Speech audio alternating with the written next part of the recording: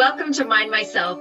I'm Esther, the founder and CEO of Mind Myself, and it is my great pleasure to introduce to you today a practitioner who is joining us as one of the Mind Myself practitioners. Welcome, Zora. Thank you so much, and I really appreciate you inviting me. I'm very excited to share my wisdom with whoever is listening right now, and that you have asked me to come, so I'm very excited. I am a women's healthcare nurse practitioner, and I've been a nurse practitioner for, oh gosh, how high can I count? 32 years, and I've been a specialty in women's health. I started off as a candy striper in high school.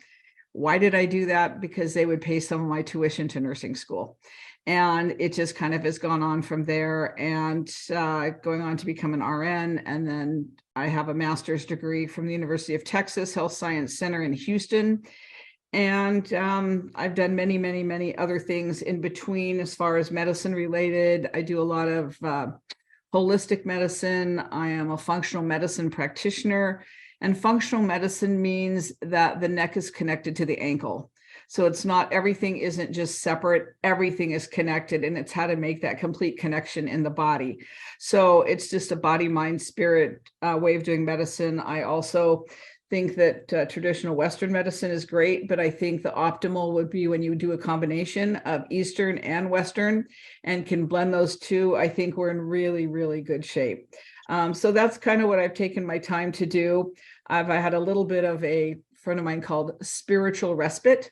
And I had been to the Dominican Republic for about a year doing some humanitarian work. And it's really nice being home again. I'll say that. So taking a little bit of time working with some friends on their farm. Haven't taken care of horses and chickens for a long time, but it's been good. So now I'm getting back into the swing of things. And I'm ready to go at it again. The first time I retired, which was, oh gosh, about a year ago, thought, what do I really want to do when I grow up? And I just took some time when I was in the Dominican, was not able to work because I didn't have a work visa. And I just said, this is what I know, and this is what I miss, and this is what I love. I love doing mostly women's health care. I also do primary care for men, hormones, and that's a whole nother combination that we can talk about for sure, for men and women, but just general good health. And like we were talking about earlier, gut health is important. If your gut's not healthy, you're not healthy. So how do I incorporate all of that into the wellness piece that I do? So it's basically optimal wellness. So what does that look like? When I said, awesome. So I'm going to ask you a question. Yes. So tell us about your ideal clients. Who are the people you most like to work with? Anyone that will listen. No, I'm just teasing. I like talking to people that are knowledgeable and have questions about their body, and they really want to hear what I have to say. The group is mostly, I'd say mostly women, since that's what I've done for a long, long time. But there are a lot of men that are very interested in hormones, and so just people that I can teach and listen to. But I love perimenopausal women. I love menopause. It doesn't have to be this big ugly thing going, oh God, I'm in menopause, instead of like, wow, I've got this program and it's customized just for me, and I'm great where I am right now. Fantastic. So maybe, I know you've already alluded to some of them, but maybe you could tell a little bit, what are the things that you specialize in, or what are the things you focus on primarily? What are the top 3 to 5 things? When I talk to patients, I get to know them as people. And who are you? Who's your family? Like when people talk to me, they find out my family is my Persian cat. And so then we talk about kids, grandkids, parents.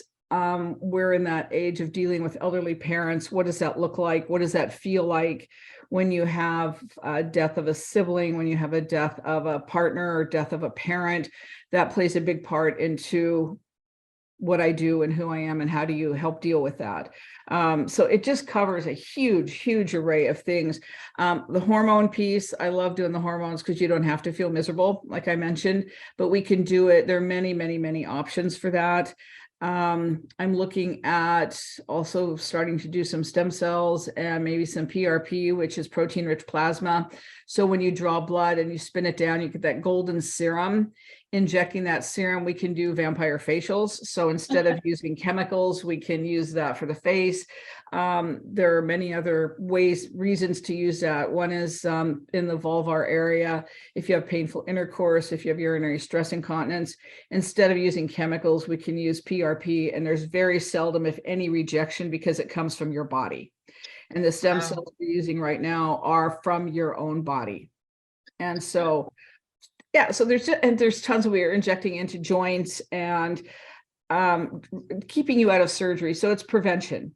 So it's like, if you've got these things, what could we do, or what could we have done, and what can we do now to prevent you from having to have surgery, from having to be really disabled? So let's get you healthy again. What supplements do you need to be on? What vitamins? Let's customize things. We can look at, exactly which hormones you need to be on: estrogen, progesterone, testosterone, DHEA. What do they all do for you?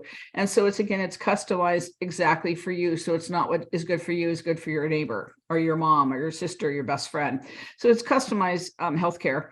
And then looking at also the supplements, like, what do you need? What are some of the best things we can do? And let's do pharmaceutical grade, which is not over the counter. And they're very healthy. They're very high quality. There's many, many ways to go about that route. So those are some of the things that I look at. When I did retire the first time last year, I had probably close to 3,500 clients. And when I would get feedback, they would say, "You know what I'm going to miss most?" And I said, "What?" They said, "You listen, you hear what I have to say, and you address that issue. You don't give a generic response." So I guess overall customized healthcare is one of my big specialties. That's awesome. We need more people like you in the world serving us on a medical level. And tell us, Zora, what would a first session with you look like? Listening. What do you have to tell me, and what can I do to help you? Why are you here today? Not, "Oh, I've heard you've got hormones, so let me tell you about this." It's like, tell me, what is it that you need to know about hormones? Well, it's intercourse is painful. I'm leaking urine. I'm not feeling sexy. So it can be a huge variety of things. So in order for me to tell you what I know and share some of my wisdom, I need to know exactly what you're asking me and what do you want to know. I don't want to go off on some tangent, which, I do because I'm a storyteller, but I want to know exactly, why are you calling and what do you need? Wow. And about how long is the first session with you? And also, how long are follow-up sessions? I'd say first session's about an hour. Sometimes it can go longer, sometimes shorter, depending. If you just have a quick, short little question, then of course it's less. First sessions, I usually ask a lot of questions after I listen, and that just prompts which questions I need to ask you to see where we need to go. And I'd say follow-ups are anywhere between 15 and 30 minutes. Great. And now a question about personal life. How would your friends describe you? We're getting a little sense of your sparkle, but how would your friends describe you? They give me a lot of grief because I'm kind of a smart aleck. But whenever my main core of friends and even acquaintances and patients have questions, they always call me and say, "What do I do about this? Tell me about that. This is happening. What should I do? You're the only person I can call. You're the only one that I trust." I like to go out and about. I, lived in the Caribbean Ocean for a while, in the Dominican. I like to travel. I like to cook all over the world. And people would say, "Oh, when are you going to have a dinner party? What did you learn to make in France? When you were in Italy, did you do this? Well, can you do that at your house?" So that's the kind of thing that what do they say? The thing that they say that surprises me the most is, "You are one of the smartest people I know." And I'm like, "What?"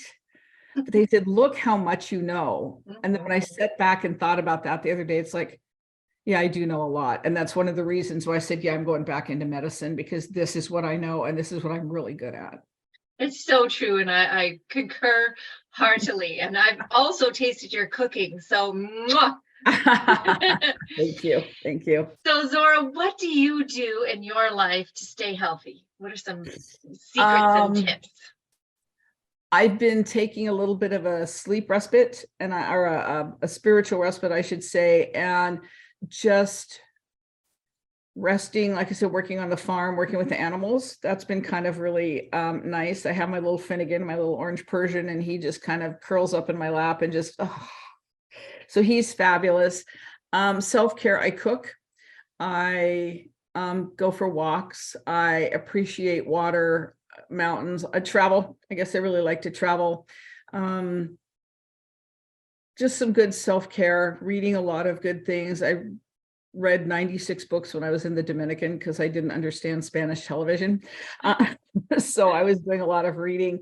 I'm trying to really bring spirituality a lot back into my life, not religion, spirituality, and really getting that connection. And one of the things I would like to start doing is if people come in with ADHD and they just really have a lot of anxiety, let's teach on how to just pause, center, shift, and focus what we need to do to help change that and help add to not just the medications, but other things also. And not just with ADHD, but with any heart issues, with anything. How do you go within and show that self-love and self-care? And that's been a big thing for me. And just being in gratitude for everything.